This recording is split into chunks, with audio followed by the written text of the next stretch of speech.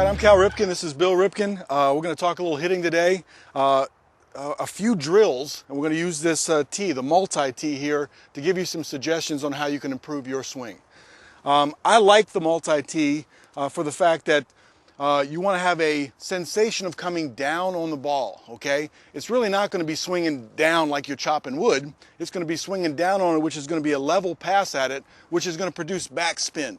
And I like using this part of the tee back here. I'm going to hit that ball, but the tee right here is roughly about the same height, maybe a little bit higher. So I'm going to use that as a visual aid to remind myself to come down on the ball and try to create that backspin by swinging down on it. Yeah, level swing's better than anything else, and what this is going to do is protect against that uppercut. Because sometimes with the uppercut, excuse me, Junior, when the uppercut comes, if we hit the top of the ball, we're going to have this going on. And as Cal said, we want that backspin to leave the bat. That's what we get carry. So if we use an uppercut, we're going to hit this back tee. It's about level, slightly higher. Junior's going to make a good pass at this, come down to the baseball is the terminology, get that backspin, let the ball carry.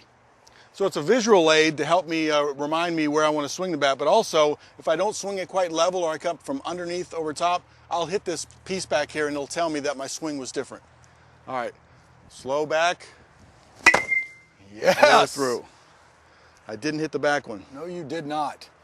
Slow coming back and going through. Slow coming back.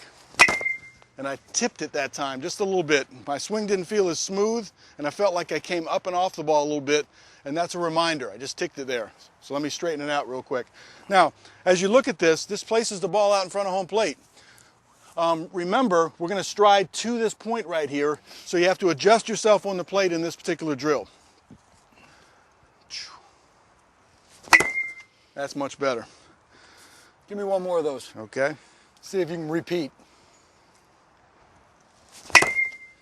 All right, another good drill to use with this multi-tee is we're going to put this ball here. All right, a lot of young hitters have a problem or a tendency of coming to the ball and then they get out of the zone in a hurry and they spin. And what this does is we just say, imagine another ball here. All right, we could probably use another ball, but if we got some people out there, it'd be a little bit of a safety problem. We can do that when nobody's around. But just visualize that there's a ball here. Junior's going to back himself up. This is the regular home plate again. He's going to understand where his stride goes. He's going to hit this ball. Visualize there's another ball out here. This will get him to the baseball and through the baseball, and will also help with his follow-through. A lot of times we talk about follow-through takes care of itself as long as you go through the baseball. Many times the hitter will come in and out, and the follow-through will come up and off the ball. This keeps you in the zone longer. This is a good drill to keep you in the zone longer. Same approach, back, and go all the way through. That was nice. Visualize you're hitting that second ball. But keep in mind, always hit the first ball and keep your eye on it. That's just a reference point out there. My bat actually hit that time.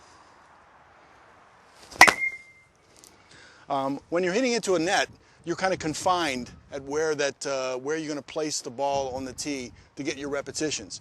But this tee is really good to go take out on the open field with no net, no cages or anywhere, because you have the ability to rotate it full 360 degrees to get your contact points. Say this is to right field. Now you're going to work on driving the ball to right field. Or as Billy likes to say, when the umpire's calling the outside strike zone over here, we want to work on the ball a little bit off the plate.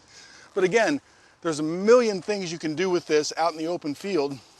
And we talked about positioning this in this way for a visual reminder. All we're doing is changing the contact points inside the plate. And my favorite thing to do is when you try to hit home runs, sometimes you need to get this thing all the way out to the middle here. So the contact point is in front of home plate so that you really get full extension and you can drive the ball out of left field. So if I was trying to hit a home run, I'd put it in this position. So I love the fact that it has so much flexibility on being able to move around. And I like to use this out in the open field. Yeah, and a lot of people too, they talk about letting the ball get deep, and we talk about that too.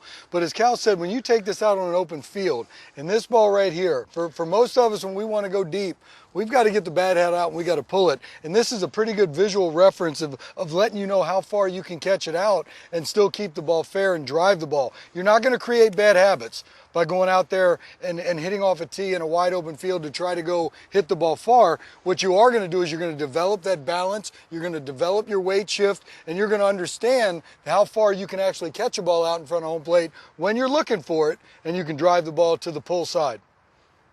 And also, we talked about this earlier, that the two tees right here give you a visual reference on whether you're coming below the ball and up. If you have a slight uppercut, you might want to change the heights on that, or to remind yourself to stay down to create that backspin that will get carry. So that's just another a few things you can do with the multi-tee, and I would highly recommend trying to take this out on a baseball field and seeing where you can hit the ball and where it flies.